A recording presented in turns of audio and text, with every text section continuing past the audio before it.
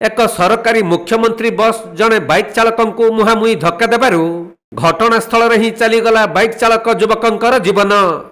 ତେଣୁ ସେଠାରେ ଅତି ଶୋକାକୁଳ ପରିବେଶ ସୃଷ୍ଟି ହେବା ସହ ପ୍ରବଳ ଉତ୍ତେଜନା ପ୍ରକାଶ ପାଇଥିଲା। କନ୍ଧମାଳ ଜିଲ୍ଲା ବାଲିଗୁଡ଼ା ଥାନା ସଲାଗୁଡ଼ା ପଞ୍ଚାୟତର କୁଡ଼କେଲକିଆ ଘାଟି ବୁଲାଣୀରେ ଘଟିଥିଲା ଏହିପରି ମର୍ମନ୍ତୁଦ ଦୁର୍ଘଟଣା।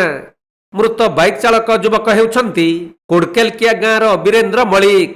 ସେ ନିଜ ଗ୍ରାମରୁ ଏକ ବାଇକ୍ ଯୋଗେ ମେଲସିକିଆ ଗାଁକୁ ଯାଉଥିବା ବେଳେ ଡାକା ଅଭିମୁଖେ ଯାଉଥିବା ଏକ ସରକାରୀ ବସ୍ ତାଙ୍କ ବାଇକ୍କୁ ଧକ୍କା ଦେଇଥିଲା। ଫଳରେ ଘଟଣାସ୍ଥଳରେ ହିଁ ଯୁବକଙ୍କର ମୃତ୍ୟୁ ହେବା ପରେ ସେଠାରେ ପ୍ରବଳ ଉତ୍ତେଜନା ଦେଖାଦେଇଥିଲା। ସେପଟେ ଦୁର୍ଘଟଣାରେ ଯୁବକଙ୍କର ମୃତ୍ୟୁ ହେବାର ଦେଖି ବସ୍ ଛାଡ଼ିଦେଇ ଡ୍ରାଇଭର ଘଟଣାସ୍ଥଳରୁ ଫେରାର ମାରିଛି। ତେବେ ମୃତକଙ୍କ ପରିବାରକୁ ନ୍ୟାୟ ଓ କ୍ଷତିପୂରଣ ଦାବିରେ ସ୍ଥାନୀୟ ଲୋକମାନେ ମୃତଦେହକୁ ବ୍ୟବଚ୍ଛେଦ ପାଇଁ ହସ୍ତାନ୍ତର କରିବାକୁ ମନା କରିଥିଲେ।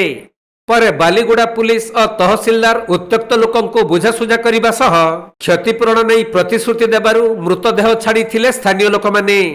ଏପରି ଦୁଃଖଦ ଘଟଣାକୁ ନେଇ ସ୍ଥାନୀୟ ଅଞ୍ଚଳରେ ଦୁଃଖର ବାତାବରଣ ଖେଳିଯାଇଛି।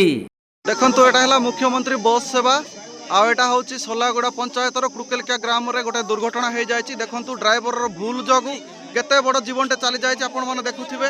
ଏଟା ଦେଖନ୍ତୁ ଆପଣମାନେ ପୁରା ସ୍ପଟ୍ ଡେଥ୍ ହେଇଛି ଜାଗାରେ ଆପଣମାନେ ଦେଖୁଛନ୍ତି। ଏ ଡ୍ରାଇଭର ମାନେ ଯେଉଁ ନିର୍ଦ୍ଧୁମ ମାନେ ଅଣଓସାରେ ରାସ୍ତାରେ ମାନେ ଯେଉଁ ପ୍ରକାର ଚଲାଉଛନ୍ତି ଆପଣମାନେ ଦେଖିପାରିବେ। ଏଟା ହେଉଛି କୁଡ଼କେଲକିଆ ଗ୍ରାମରେ ସଲାଗୁଡ଼ା ପଞ୍ଚାୟତ ବାଲିଗୁଡ଼ା ବ୍ଲକରେ।